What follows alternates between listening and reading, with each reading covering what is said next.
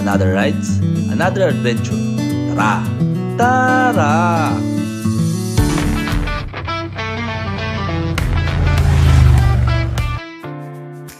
Hi mga ka-rides! For today's video, ang biyahe naman natin ay ang isa sa pinakasikat na malaparaisong isla na sakop ng Busuanga, ang Black Island. Ano? Sama ka? Tara! Tara! Para makarating sa Black Island, may dalawang option tayo mga ka-rides. Ang una, direct boat travel na may tagal na higit 2 oras mula sa docking area ng Coron. At ang ibang option naman ay sumakay ng van transport o gumamit ng motor papuntang bayan ng Salvacion, Busuanga na may layong 54 kilometers o haba ng biyahe na 15 minutes mula sa bayan ng Coron.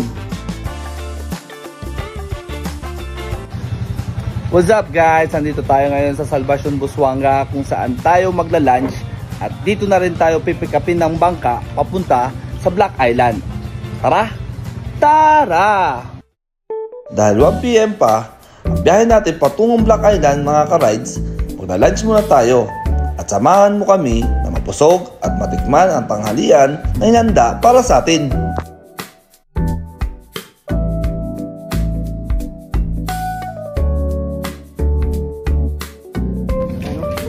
What's up guys? Pasakay na tayo ng boat papuntang Black Island. Kakatapos lang natin mag-lunch, kaya tara! Tara! At ayan na nga, malipas ang sandali ang pananangalian at paghihintay, handa na ang bangkang sasakyan natin papuntang Black Island. Kaya tara!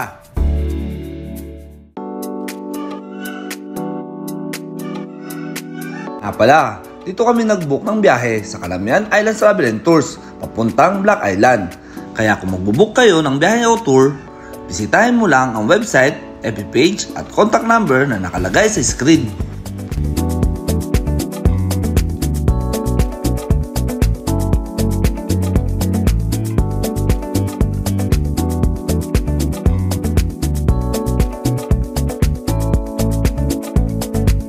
After 45 minutes sa biyahe mula sa Salvacion docking area, narating na natin ang Black Island.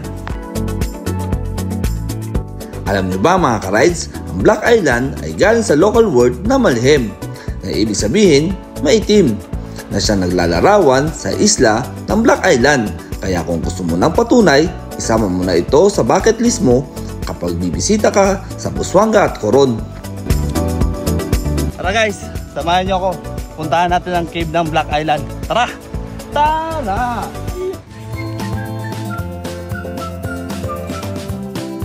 Bago ang lahat, unahin natin bisitahin ang kuweba ng isla. Sunod lang kayo sa akin mga ka-rides. Yan, tayo tayo. Walang daan. Wala na naman tayo. Oh no! Ano masabi mo? Pabida-bida. At ayun na nga, nalito na naman tayo. Dahil sa kabila pala, ang pinakakuweba.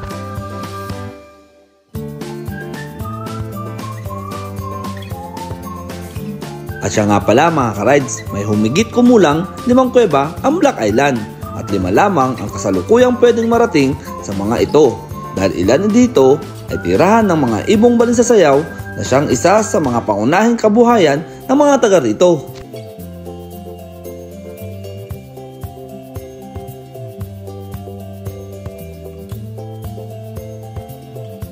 O siya, tapisaw muna tayo sa kuweba. Siya nga pala mga ka-rides, saltwater ito ha.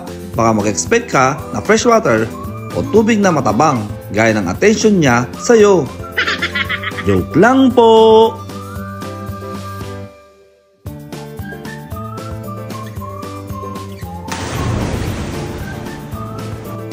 Kaya konting enjoy at tapisaw lang tayo. Hindi pa na tayo sa main event, ang maligo sa mismong beach.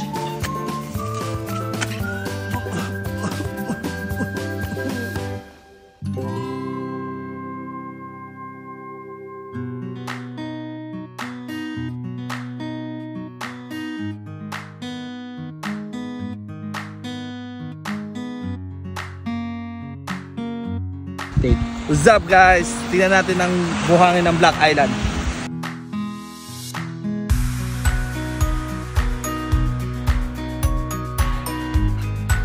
At eto na, next run na naman tayo sa buhanginan kung gaano kalambot, sa habulan kasama ang pamilya at with friends.